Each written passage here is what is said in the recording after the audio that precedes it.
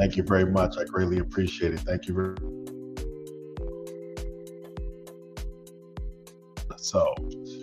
Good afternoon, listeners. You're locked into WVOE, the voice of Aberdeen, where your health is our heartbeat. I'm your host, Dr. Christopher Brown, president and founder of PressureMD Academy, welcoming you to another enriching session of Health Facts, the show where wisdom meets wellness and knowledge is always in season. All right, so we got another show here today. Glad to chat with the folks in WVOE. Glad to make another one of these live streams for the folks on Facebook and YouTube, and also appreciate all the people who are watching the replay, the rebroadcast that might be that you can download on YouTube. Really appreciate that checking us out here today. So yet again, we're here for another educational show.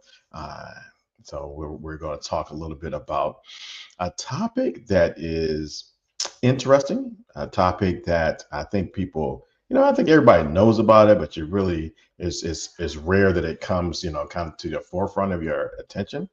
And we're going to talk about something called minutes matter, and that's going to be CPR, AEDs, and saving lives. Okay. And so we're talking about National CPR and AED Awareness Week. And CPR, people probably hear this all the time, CPR, CPR, CPR, okay? But we never really talk about what does it stand for, right? Like, what does it stand for? What does it mean? So CPR is cardiopulmonary resuscitation, a long medical phrase. So fortunately in medicine, we have these long phrases, but then we break it down to a couple of letters, right? So a long medical phrase, but the idea is simple. CPR means pushing on the chest to keep blood flow moving whenever the heart suddenly stops. Then the other three letters, AED, okay, and that stands for automated external defibrillator. And this is a device you may see, but never really pay attention to. Sometimes they may be at airports. You might have them at gyms or schools. Some churches have them, sometimes community centers or workplaces. And what it's designed to do is actually a device where if someone collapses, you can actually check the heart rhythm and when needed, give a shock to help restart a normal rhythm, okay? So here's the big idea for today. When someone's heart stops, minutes matter, okay? Not hours, not later that day. You can't walk out, check on things. Minutes, really seconds matter. So a person's brain needs oxygen every minute. If the heart stops pumping, the brain is not getting the oxygen-rich blood it needs. CPR can help keep the blood moving until emergency help arrives. And AED can help correct a dangerous heart rhythm that's keeping that heart from beating in a way that blood can circulate through it. Okay. So now imagine, and when this happens, it's not necessarily something you think about, not necessarily something that you are aware of. Just imagine you're at church, you're at a family reunion, a basketball game, school event, swimming pool, hey, a community health fair, and all of a sudden you see someone just collapse, right? Well, would you know what to do? Okay, and this question is not meant to scare you.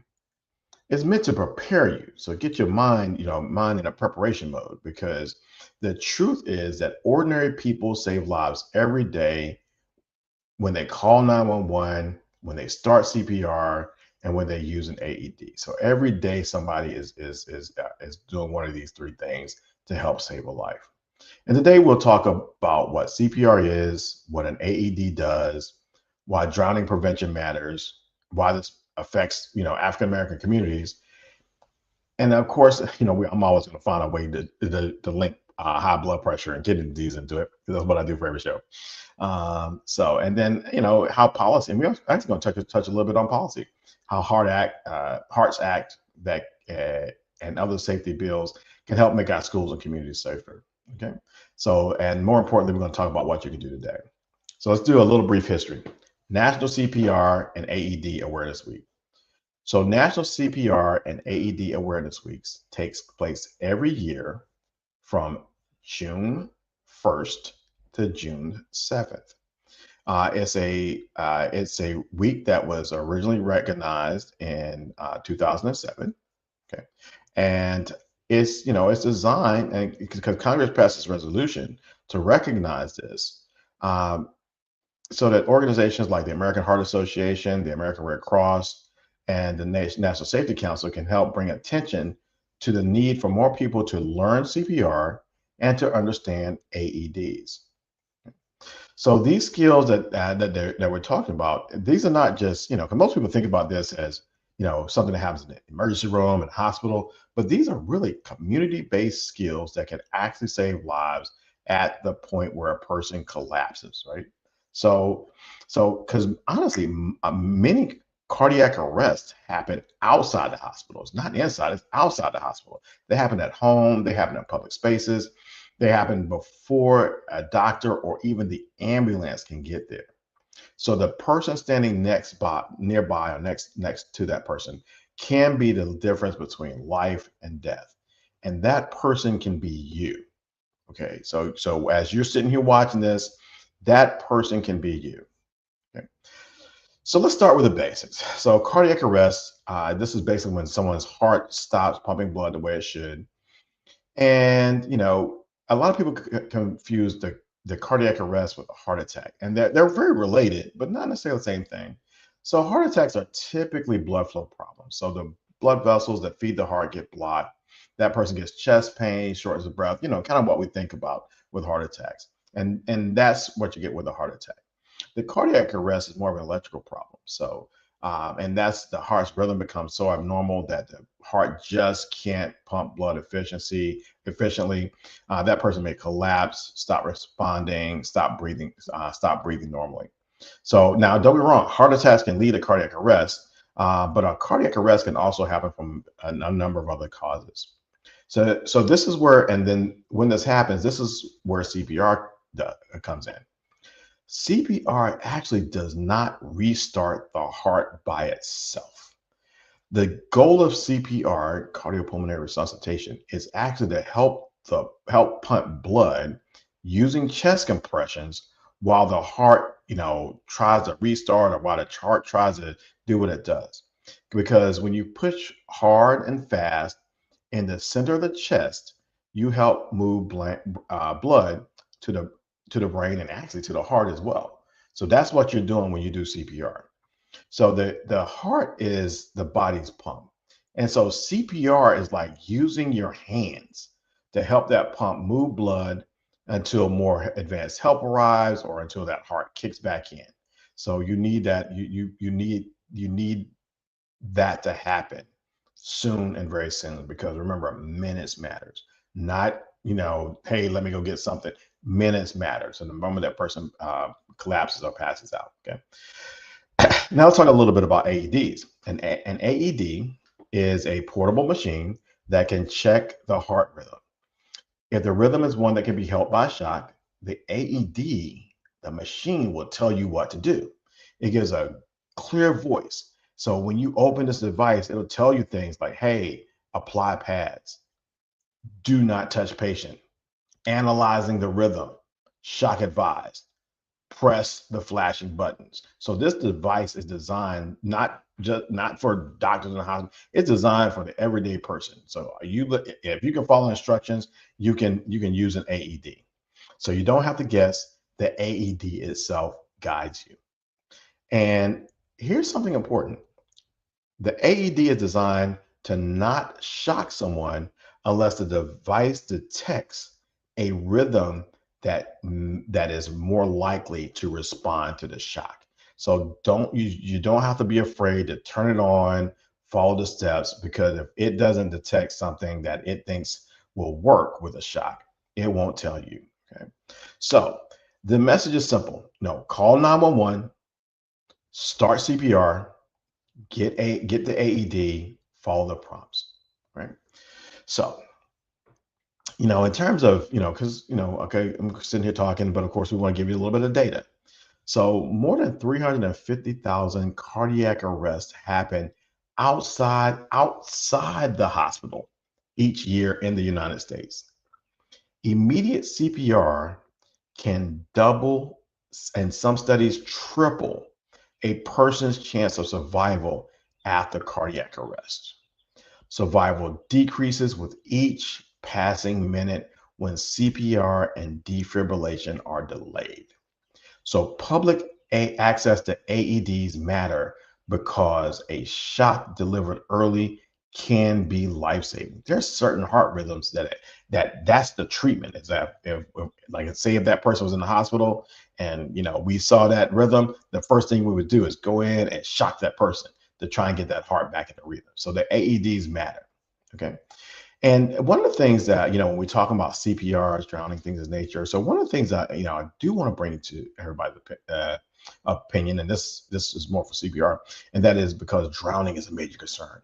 Non-fatal drowning can cause brain injury, permanent disability, and Black children and youth have a higher drowning death rates than white children and youth, especially in certain age groups. So, but we talk about these statistics all the time, but I just want you to remember that behind these statistics is a person. This is, you're talking about someone's child, someone's parent, someone's grandparent, a coach, church member, a neighbor. And this is why all this stuff matters. And this is why we want to always bring this stuff to you. Okay. So who's most affected and why it matters? Don't get me wrong, cardiac arrest can happen to anyone. You know, older adults with heart disease, someone with high blood pressure, you got kidney disease and say they potassium goes up, diabetes puts you at increased risk of heart attacks. It can actually happen to athletes, a child that has a heart condition that maybe they don't even know about.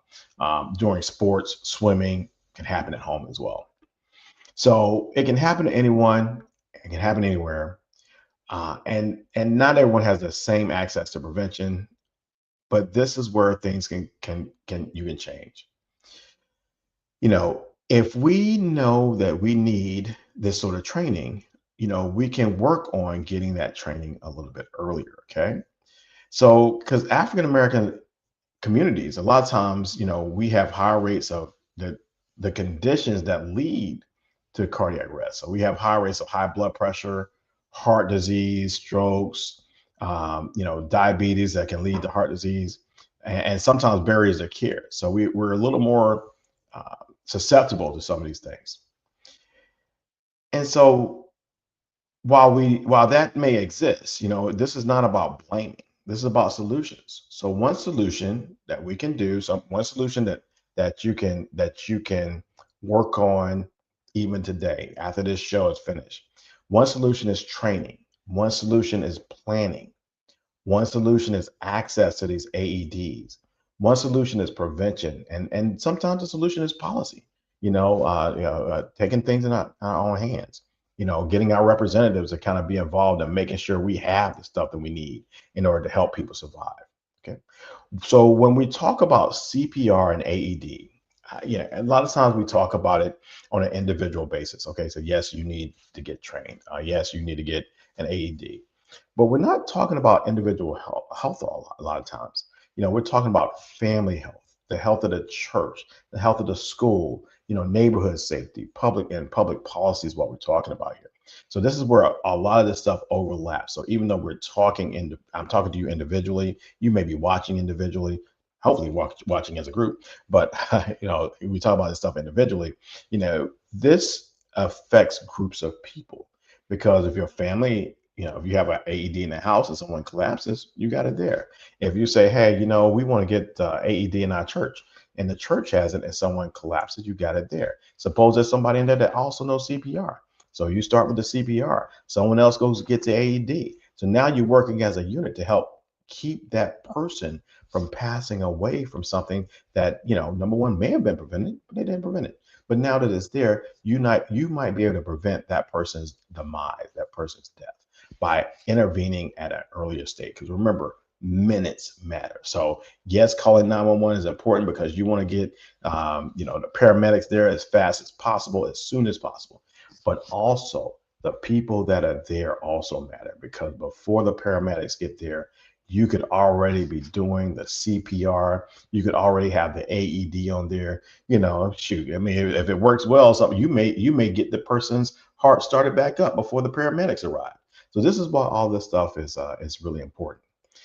And while we're talking about CPR and AEDs, and I know this is a little bit of a tangent, but I want to make sure that we bring the issue of drowning to the attention. Why? Number one, of course, CPR is important if a person is drowning, but we want to talk a little bit about drowning because it disproportionately affects African American communities and especially African American boys. Okay, so drowning, when we think about drowning, what do we think? We think about drowning as, um, you know, dramatic. You're splashing around and yelling, oh, all the things where you are. But in real life, drowning can be quiet and it can be quickly. A child can slip up under the water without a lot of noise. And that's the dangerous part because, you're looking for, everybody's looking for the person that's splashing. But this person that's splashing, the person that's, and honestly, the person that's yelling is breathing. Remember this, the person that's yelling is breathing. You got time. But the person who may have gone down and got a lung full of water, that person is quiet. That person's quiet. They're slipping up under the water. That's where the real drowning happens. And that's the thing that people don't often look for is the silence, the quiet, the kid that's missing.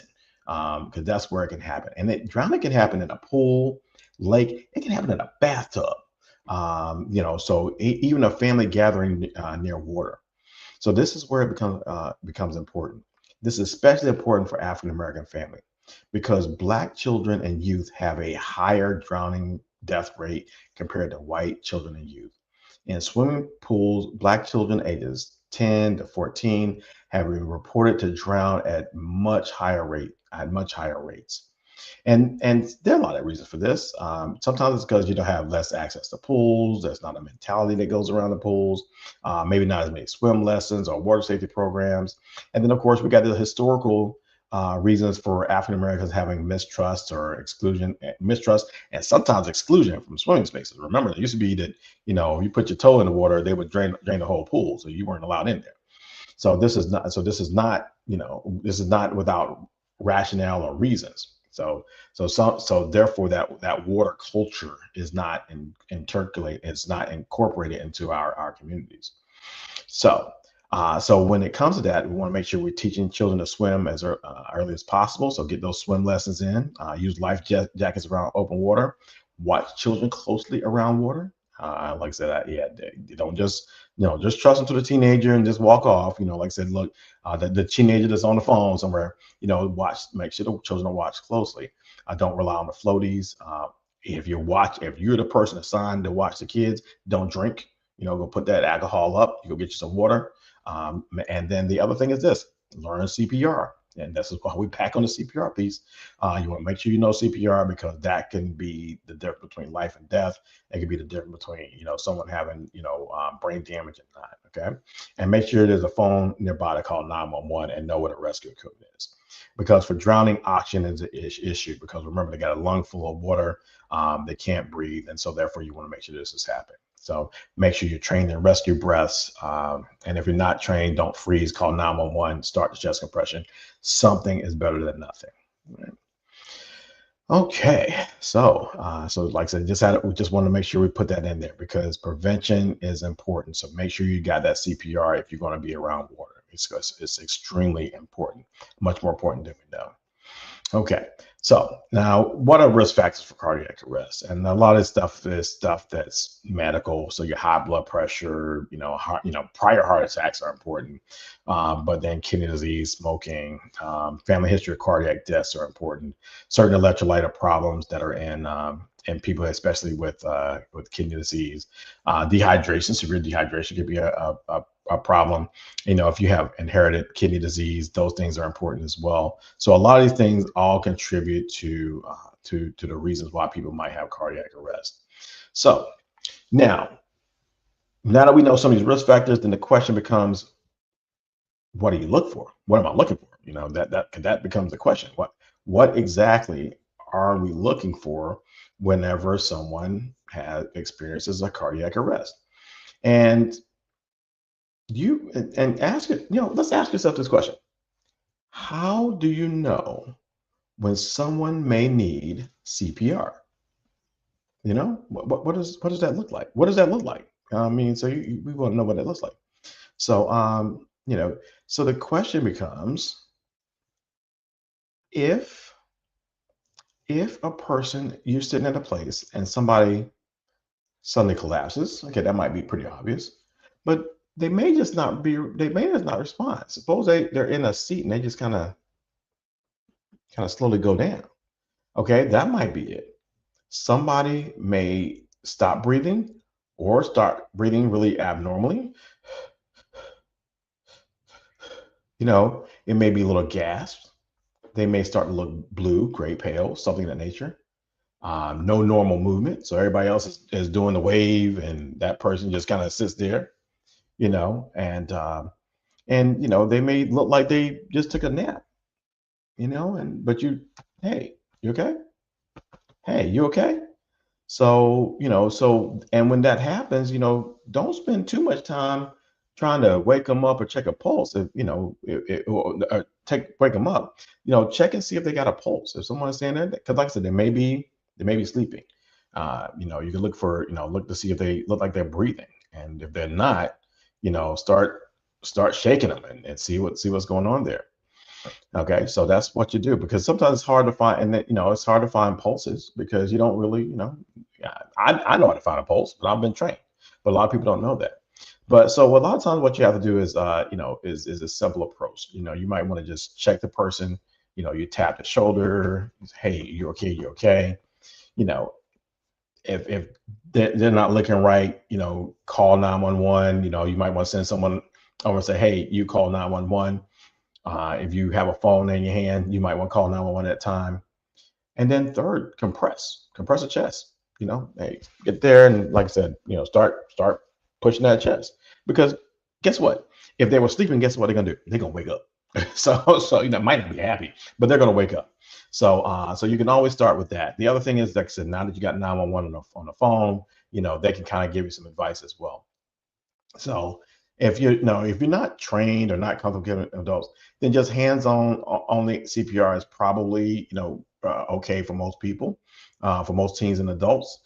You could just do what they call a hands-on CPR, hands-only CPR, where you just kind of pressing that chest, see if things can go right. And this does a couple of things. If it's someone that's just kind of really sleeping or something, that should wake up. But of course, if it's someone that actually is having cardiac arrest, it can hopefully be somewhat helpful. And like I said, as long as you got that 911 where the professionals are coming, that's usually something that can be recommended. Okay. And then if you are trained, of course, you'll get all the training where they tell you how fast and exactly where you can press. And what we usually do is, when we are doing our chest compressions, we always have a beat song that we play. It's like, staying alive. And that's how we kind of keep a cadence, or how often we're supposed to do those pushes. And we're supposed to push hard, supposed to push fast.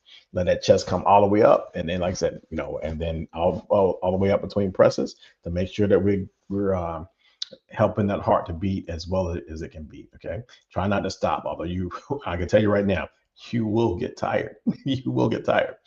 Okay, and in the meantime, hopefully someone's called 911. Hopefully someone is looking for an AED. And when that AED arrives, you want to turn that on, and you want to follow the voice prompts. Those voice prompts will tell you what to do, where to put the pads, how to put the pads, and things of nature. Just place the pads on where the pictures show, and once they go on there, then you want to, it'll tell you, don't touch the person while it checks the rhythm. It's going to be a little nerve wracking, of course, but it's going to check the rhythm, and it's going to tell you whether or not to press the button that needs a shock, or it's going to say, hey, go back to the CPR whenever, if it doesn't detect anything, it'll tell you to go back to the CPR. So the AED will tell you a lot of those things. So, all right. So Now that we've kind of gone over a lot of those things, we've kind of talked about some of the rationale behind this, and why we do what we do when it comes to CPR, because it's extremely important. Then like I said, we want to keep going. We want to keep keep going in that direction. So now, one thing that we want to touch on as well, and that is going to be what how things different a little bit when we're dealing with a drowning situation as opposed to just a regular collapse. Okay, and the steps are pretty similar, but a little different, right? So number one, because you need to get the person out of the water. Don't try to do anything while you're in the water. Get that person out of the water. That's number one. You want to call that 911 sooner rather, yet again, sooner rather than later. So one of the things about all of these, you want to make sure you're reaching out to 911. Hopefully you have a phone in your hand. If not, hopefully there's more than one person there so somebody else can go get 911. You want to check their breathing. Yet again, check that breathing. That's important. And then you want to start the CPR. And if you are trained, you want to make sure you give those rescue breaths. You want to get that oxygen. Remember, they've been in this water, so you want to get those rescue breaths in there. If you are trained. Now, if you're not trained, then no, we don't want to do that. But if you're trained, then you want to get those rescue breaths in there. And then, of course, you want to do that AED if available. Okay. All right. So I think we've touched about all those important things. So now, CPR, AEDs, or emergency responses. As always on the show, we're always going to talk about, a little bit about prevention. And it's the same thing that I'm going to repeat over and over again. And yes, on every show, everything we do, I'm probably always going to tell you about prevention. How do we prevent things? And that is, you're going to want to make sure you have a primary care clinician that screens and sees whether or not you are at risk of these heart conditions. You want to do that. You want to, maintain a lean body mass as much as possible. You want to eat healthy, whole food, plant predominant diets. You want to exercise on a regular basis, because guess what? If you're exercising and you get chest pain, shortness of breath, you can get that evaluated before you pass out. So you want to make sure you do that. If you get chest pain and shortness of breath, make sure you check this stuff out. That's why you got the primary care. Go tell them so you can get that stuff worked out. The sleep, the stress, those sort of things that are all lifestyle medicine. You want to make sure you get that stuff done, because our goal is to get you healthy, to minimize it. Actually, for two things, actually. One is to minimize the chance of you having the cardiac arrest. But the other is this, and this is what no one talks about. If you get trained to do CPR, so you get trained to do CPR, but over time you let yourself get, I mean, don't exercise, you gain weight, you get debilitated, you get to the point that you don't have endurance. Chest compressions, doing CPR is really an exercise. You will get tired of doing those chest compressions if you don't keep yourself in shape. So this is the other reasons why you want to stay healthy. You want to stay healthy to prevent being the person that passes out. And then you also want to you want to stay healthy so that you can help do the CPR, do the chest compressions. And if trained properly, do the breaths that are needed for this procedure. Because I'm telling you, as a person who has done these chest compressions, yes, it takes a lot to press down on someone's chest, frequently, fast enough to keep that circulation going. It's not something that's just benign. So if you're out of shape, like I said, what no one wants to see happen is that the person that's supposed to be doing the CPR, now you pass out because you ain't in shape enough to do the chest compressions. Okay, so we want to make sure, that's the other reason why we want to make sure that you stay healthy, is because we want to make sure that that you are, number one, are not the victim, and then number two, you don't become the victim trying to save somebody else. Right. So we want to keep that in mind. All right. So as we said before, the blood pressure and heart risk, you want to make sure that stuff is taken care of. Kidneys always are an issue because they can cause electrolyte problems and stuff of that nature. And I kind of mentioned a little bit about policy, and this is a kind of a new angle that I don't usually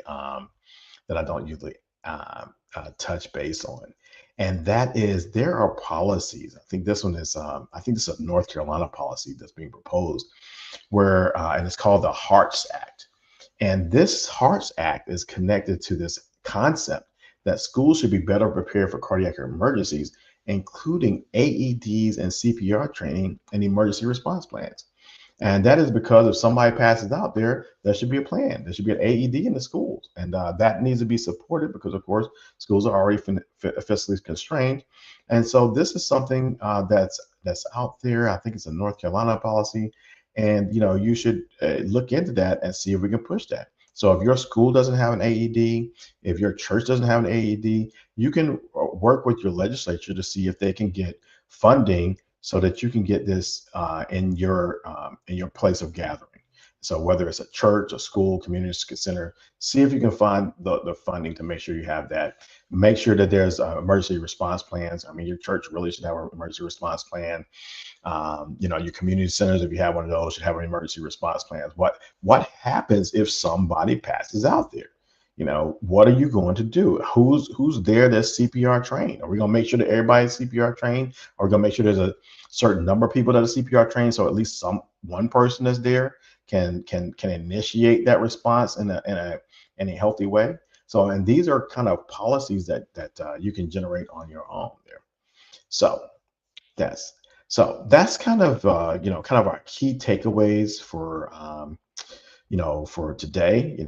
Like I said, we just want to make sure that we cover the things that are very important. So kind of going over everything, bringing everything together. We want to make sure these are 5 things you can do today. You can learn CPR. So go sign up for a class to learn, to learn basic CPR. You can sign up for that.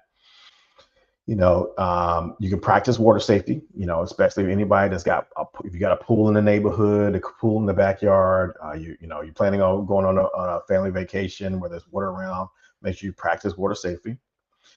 You can look up AEDs. If your church or your community center doesn't have an AED, talk to the leadership and say, hey, I think I heard about this from Dr. Brown. Make sure you mention me, right? Mention me. So I heard about this on PressureMD Academy. I heard about this today, and I think we should have one of these AED machines. So look that stuff up. And then for yourself, make sure you know your numbers. Keep yourself healthy as possible, and then make an emergency plan. So, like I said, whatever gathering you go to, make sure that there's an emergency plan that's there. So, what happens if somebody passes out? What happens then? Let's think about that and make those plans today. Okay. Now, a couple of things, and I know we're running out of time here, but a couple of things I want to touch base on. That is, a lot of people are apprehensive because they say, "What if I do CPR wrong? Will I hurt the person?" And so the fact is this, and that is, cardiac arrest. If that person's heart has stopped beating and they have passed out, they need some attention. Of course, yes, what we want is the best trained person to do, to intervene upon them in a meaningful fashion.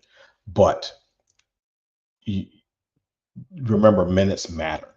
And so if you start compression, so say you didn't press as deep as you're supposed to, but you did half of what a trained person would do, that's still going to be beneficial. And doing nothing is not harmless. Doing nothing is not harmless because if that person's blood is not circulating around, the brain really needs that oxygen, and it's one of the first organs that starts to suffer significantly. So don't be completely scared. Of course, this is medical. This is general education, not medical advice for a particular situation. But grow comfortable with the fact that intervening in a smart manner is not going to be more harmful than nothing happening at all. And like I said, if the person is honest, say the person was asleep or like super drunk or something, if you start pressing on that chest, they're going to wake up. they're going to respond.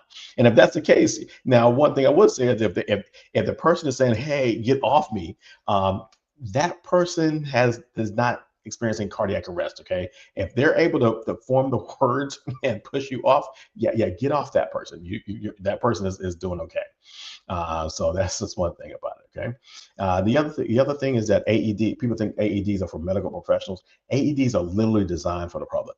So those little machines, if they say AED, they're designed for the public. They're designed, for the average person on the street grabbing one and being able to use it. So that's something else that's there. Meth three, we talked about a little bit. Drowning is always loud and obvious, and no, drowning is usually quiet. And the person that's yelling is not the one that needs the most attention. They need some attention, but not the most attention. You always, look for that person that's missing and that person that's up under that water. Okay. And then health policy doesn't affect me. Health policy affects everybody. So always remember that piece. Okay.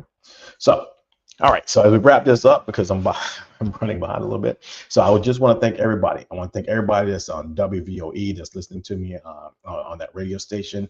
I want to thank everybody that's watching me live on Facebook or YouTube. And I want to also thank those people that are watching the recording. I really appreciate it.